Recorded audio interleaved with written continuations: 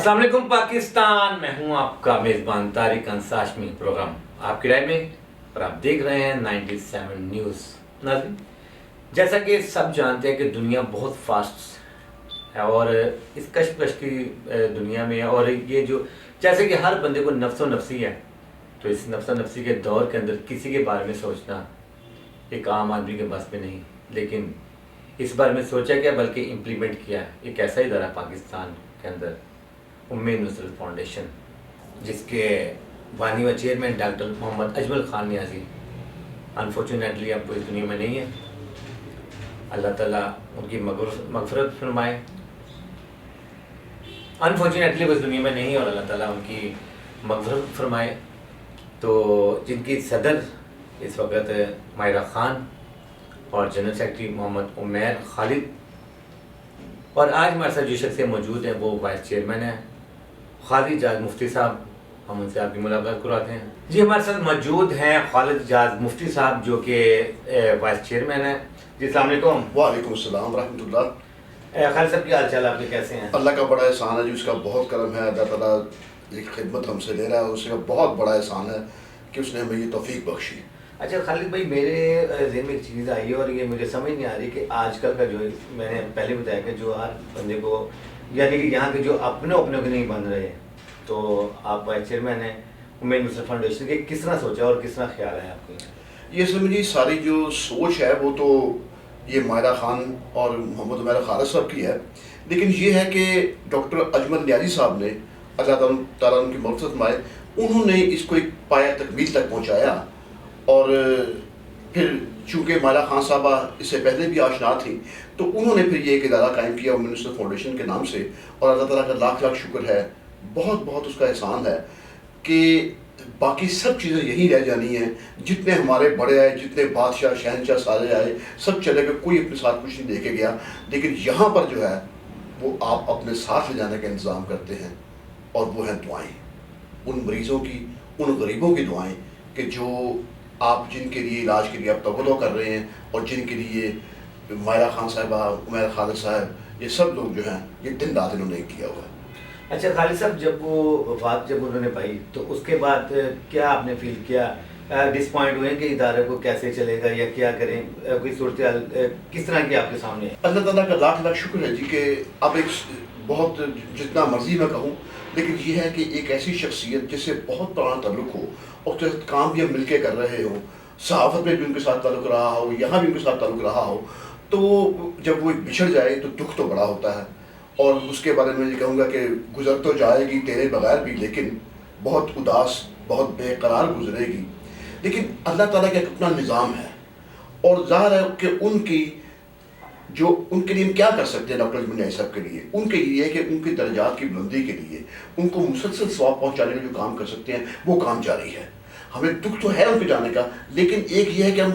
کوشش یہ کر رہے ہیں کہ ہم اپنے لیے بھی کچھ کریں، اپنے لیے بھی ثواب کمائیں، اور ان کے لیے بھی جو ہے وہ انہوں نے ایک پودا لگایا ہے، وہ اس کا جو ہے پھل انہیں بھی ملتا رہے۔ جی خالد صاحب، ڈاکٹر اجمل خان نیازی صاحب کی جب وہ حیات ہے، کچھ ایسی چیزیں، کوئی ایسی کوئی یادیں کوئی بتائیں تاکہ ویورز دیکھ رہے ہیں پتہ چلے؟ دیکھیں جی، جہاں تک تو ادارے کے حوالے سے ہے تو ان کا بہت زبردست جو ہے وہ یہ کام ہے کہ انہوں نے اپنی ریٹائرمنٹ کے بعد ساری جو زندگی تھی انہوں نے وہ اس ادارے کے لیے، جب سے ادارہ قائم ہوا ہے اس کے لیے مکمل وقف کر دی ہوئی تھی، اور وہ دن رات ان کو ایک تھا کہ خون کیسے اکٹھا ہونا ہے، کیسے اس کو رکھنا ہے، کیسے ہوگا کیسے نہیں۔ اور خاص کر مجھے جو اچھی طرح بات یاد ہے وہ یہ ہے کہ میں بھی اس سلسلے میں بہت پریشان تھا، تو وہ بھی اسی حد میں پریشان تھے کہ جب یہ لاک ڈاؤن لگا ہے تو اس لاک ڈاؤن میں آپ کو پتہ ہے کہ ریل گاڑیاں بند ہیں، بسیں بند ہیں، رکشے بند ہیں، ٹیکسیاں بند ہیں، ہر قسم کی ٹرانسپورٹ بند ہے۔ اب لیکن جن بچوں کو خون لگنا ہے ان کو تو خون لگنا ہے، اب کسی کے مہینے میں ایک بار لگتا ہے، کسی کو 2 بار لگتا ہے، کوئی بہت شریف نماز کو 3 بار بھی لگتا ہے، تو وہ خون تو ہے اس میں تو لاک ڈاؤن میں نہیں آنا، اس میں خون لگنا ہے، اور اگر خون نہیں لگے گا تو وہ تو بچہ اپنی جان سے، یہ مریض جو اپنی جان سے ہاتھ دھو بیٹھے گا۔ تو اب اس وقت میں کیا، اس وقت میں پھر یہ تھا کہ ہم نے میٹنگ کی، اس کے بعد ہم نے کوشش یہ کی، گورنمنٹ سے بھی اجازت لی کہ ہم نے اپنی جو میری گاڑی ہے، ڈاکٹر صاحب کی گاڑی جو ہے، ادارے کی گاڑی جو ایمبولینس جو ہے، اس کو ہم پھر یہ ہم نے کیا، اور میں نے مختلف اپنے جو دوست تھے، جو صحافی تھے، ان کو لکھا، واٹس ایپ پہ کیا، ان کو فیس بک پہ ریکویسٹ کی اسے، اور یقین جانیے پاکستانی قوم جو ہے وہ جب خیرات کرنے پہ آئے، چاہے وہ مال کی خیرات ہو، چاہے کوئی راشن کی خیرات ہو، اور اپنے جب خون کی خیرات کرتے ہیں تو وہ بھی وہ اس میں کنجوسی سے کام نہیں لیتے. مجھے ایک ساتھی کا فون آ دیا، مجھے 6 صاحب کا جی میرے 2 بھتیجے ہیں، 2 بوتلیں ہم نے خون کر دیں گے. جب یہاں سے گاڑی گئی وہ 2 کی بجائے 10 بوتلیں آئی. صابر علی بادشاہ نے کہا 3 بوتلوں کا انتظام ہے میرے پاس بھیجیں. یہاں سے ایمبولینس گئی، بندے گئے اور وہ 15 بوتلیں کر کے لے کے آئے. تو وہ جب خون اکٹھا ہوتا تھا پھر یہ دیکھتے تھے کہ یہاں پہ اب کون سے گروپ کی کتنی بوتلیں آئی ہیں اور کون سے مریض ایسے ہیں کہ جن کو اس وقت زیادہ ضرورت ہے. چنانچہ ان مریضوں کو پھر جا کے ننکانہ صاحب سے ایک دن ننکانہ صاحب کے لیے مختص کیا، ایک دن شیخو پورے کے لیے، ایک دن کنگن پور کے لیے، ایک دن قصور کے لیے. تو وہاں سے مریضوں کو لے کے آنا، یہاں پہ ان کو خون لگا کے پھر ان کو خون لگا کے پھر ان کو چھوڑ کے آنا.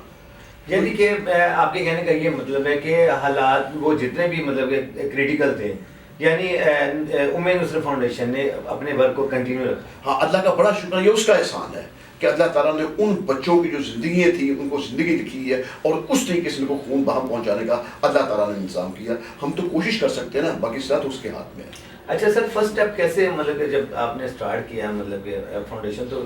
کیا مطلب کہ پرابلم سامنے ہے جن کو آپ نے فیس کیا؟ دیکھیں، سب سے بڑی پرابلم جو ہوتی ہے وہ یہ ہوتی ہے کہ جب بھی آپ کوئی فلاحی ادارہ کرتے ہیں، ظاہر ہے کہ پیسے اگر میں دے رہا ہوں، ماہرہ صاحبہ ہیں، عمیر صاحبہ ہیں، میری بیوی دے رہی ہے، میرے والد صاحب کوئی کرے، تو یہ ڈاکٹر اجمل نیائی صاحب ہیں، ان کے خاندان کا جو ان کا بیٹی ہے، ان کا بیٹا ہے، ان کا داماد ہے، وہ سب اب لوگ مل کے کر رہے ہیں. تو اس کے ساتھ ساتھ صرف اس کے لیے ہمیں پیسوں کی زیادہ ضرورت ہوتی ہے، اس لیے کہ یہاں پر اسٹاف بھی ہے، ڈاکٹر ہیں، نرسز ہیں، کچھ جو اپنے طور پہ کم پیسے دے کے بھی بیچارے وہ اپنی ایک عاقبت سنوارنے کے لیے بھی کام کریں، لیکن بہرحال خرچے ہوتے ہیں. اور پھر یہ ہوتا ہے کہ ہم جو بھی بچے یہاں پر جن کو خون لگتا ہے ان کے لیے جو دوائیاں آتی ہیں، جو ان کے لیے بلڈ بیگ آتے ہیں، جو باقی چیزیں آتی ہیں سن جاتی ہیں، ان کے لیے 1 پیسہ بھی ہم سے نہیں لیتے، بلکہ ان کے آنے جانے کا انتظام بھی ہم نے خود کیا ہوا ہے. تو اس کے لیے پیسوں کی ضرورت تو ہے. تو اب ہوتا یہ ہے کہ بہت سے جو ہے لوگ، جس طرح ہر معاشرے میں ہر قسم کے لوگ ہوتے ہیں، اسی طرح جو مختلف فلاحی اداروں سے منسلک لوگ ہیں ان میں بھی آپ پہ الزامات ان پہ لگتے آئیں گے کہ جناب یہ پیسے کھا گئے ہیں، یہ کیا ہے. تو اس لحاظ سے یہ ایک بہت مشکل کام ہوتا ہے کہ آپ لوگوں کو بتائیں کہ جناب آپ خود آئیں. ہم نہیں کہتے کہ ہمیں پیسے دیں، ہم کہتے ہیں ہمیں چیزیں پرووائڈ کریں، جو چیزیں بچوں کو چاہیے دوائیں آپ وہ دیں، اور اپنے ہاتھ سے دیکھیں، یہاں آگے دیکھیں، پہلے جائزہ دیں اور پھر اس کے بعد کریں. تو اللہ کا شکر ہے کہ چونکہ نیت ہماری ٹھیک تھی اور ہمارا جو جذبہ وہ ٹھیک تھا، اور اللہ کا شکر ہے کہ یہ لوگ بھی جو ہیں، ڈاکٹر اجمل نیائی صاحب بھی، میں بھی، ہم بھی، خدا کا شکر ہے کہ اس نے 1 روپیہ بھی ہم سے ساری زندگی بچائے رکھا. اب وہی جو تھی ہماری چیز وہ ہمارے کام آ گئی. یعنی آپ کے کہنے کا یہ مطلب کہ لوگوں کو انسپائر کرنا بڑا مشکل تھا. جی خالد جا صاحب، یہ بتائیں کہ ڈاکٹر صاحب کی جو سوچ تھی، جو خواب تھا، آپ کیا سمجھتے کہ کس حد تک آپ اس پہ قابو پا چکے ہیں کہ سکسیس ہو چکے ہیں؟ اللہ تعالیٰ کا لاکھ لاکھ شکر ہے، اور اس کے ہمیں یہ ایک اس کی ہم پر رحمت ہے اور برکت ہے کہ اس نے ہمیں یہ توفیق بخشی کہ ہم یہ کام کریں. اور اللہ تعالیٰ کا لاکھ لاکھ میں شکر پھر ادا کرتا ہوں کہ اجمل نیائی صاحب نے جو ایک پودا لگایا تھا وہ چل رہا ہے، اس میں بچے آ رہے ہیں، ان کو خون لگ رہا ہے اور ان میں اضافہ ہو رہا ہے. جب کسی کوئی اور کو پتہ چلتا ہے وہ پوچھتے ہیں کہاں سے علاج کروا رہے ہیں، وہ کہہ رہے ہیں کہ یونیورسل فاؤنڈیشن سے علاج کروا رہے ہیں. تو وہ بھی وہاں پہ پھر تو خدا کا لاکھ لاکھ شکر ہے کہ اس نے اتنی برکت ڈالی ہے اور اتنا ہمارے لیے ایک سبب پیدا کیا ہے ڈاکٹر اجمل نیائی صاحب کی ان کوششوں کو، ان کی دعاؤں کو، کہ ابھی تک بھی یہ سلسلہ اللہ کا شکر ہے کہ اللہ تعالیٰ اس کو رہتی دنیا تک قائم رکھے. اچھا خالد صاحب، یہ 1 ماہ کے اندر تقریباً کتنے کے جو بچے ہیں کہ ان کو آپ جو ٹریٹ کرتے ہیں؟ اب آپ صاحب لگا دیں کہ اگر 30 دن کا مہینہ ہے اور اس میں سے آپ 4 چھٹیاں نکال دیں اتوار کی، تو باقی 26 دن بچتے ہیں، اور تقریباً 15 سے 20 بچے جو ہے روزانہ ان میں تکتا ہے. تقریباً 400 سے 450 500 بچوں کو مہینے میں جو 1 مہینے میں خون لگتا ہے 1 ماہ کے اندر. اچھا، سب سے زیادہ جو اس وقت مشکل پیش آ رہی ہے، اوبیسلی کہ ویورز ہمیں دیکھ رہے ہیں، تو ہمارے پروگرام مقصد یہ ہے کہ جو لوگ اس کو دیکھ رہے ہیں، سن رہے ہیں، مے بی کہ آپ کی گفتگو کے اندر وہ آپ کو ادارے کے لیے اس میں کچھ نہ کچھ ایڈوانٹیج ہو. تو آپ بتائیں سب سے زیادہ پرابلم، بہت ساری چیزوں پہ ایسے پرابلم، سب سے جو مین پرابلم آپ کی کیا ہے؟ میری جو بھی یہ پروگرام دیکھ رہے ہیں، میری ان سے درخواست ہے کہ وہ اس ادارے میں تشریف لائیں یہاں آ کے، اور یہ نہیں کہ ہمیں پہلے بتائیں، آپ کسی وقت ایک دم سے تشریف لائیں اور دیکھیں یہاں پہ کیا کام ہو رہا ہے،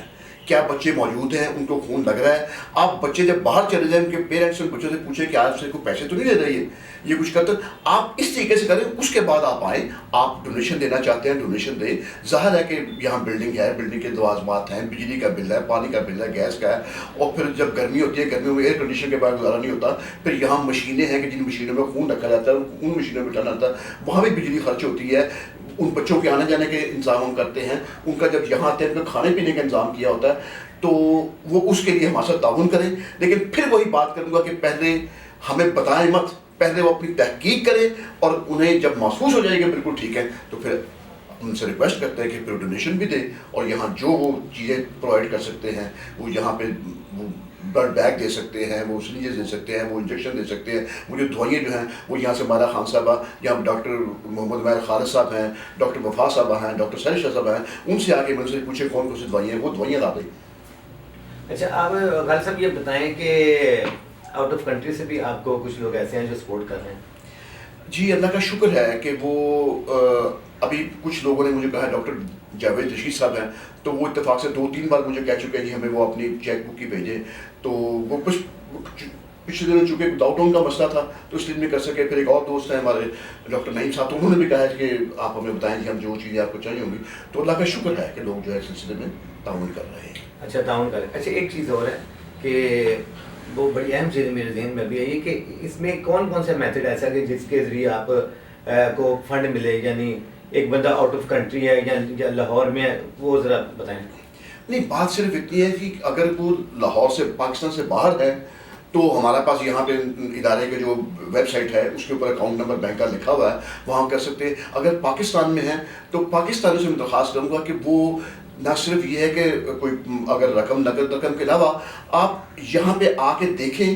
کہ کون کون سی چیزیں کی, کون کون سی دوائیاں ایسی ہیں, کون کون سے بلڈ بیگ ہیں جن کی ضرورت ہے, تو وہ جو کر سکتے ہیں وہ کریں. نقد دینا چاہتے ہیں پیسے نقد دے دیں, بینک کے تھرو دینا چاہتے ہیں اور رسید ضرور دیں. اس معاملے میں بہت سخت میں واقع ہوا ہوں کہ میں کوئی بھی 1 روپے کی بھی لین دین جو ہے اس کے لیے میں کہتا ہوں کہ اس کا مکمل ساتھ ہونا چاہیے. ایک تو آڈٹ یہاں پہ ہے, ایک آڈٹ وہاں بھی ہونا. ٹھیک ہے. اچھا خالد صاحب, کوئی میسیج آپ دینا چاہیں لوگوں کو ادارے کے حوالے سے؟ میسیج میں یہ دینا چاہوں گا جی کہ آپ جہاں بھی ہیں, آپ جس شہر میں بھی ہیں, جس علاقے میں بھی ہیں,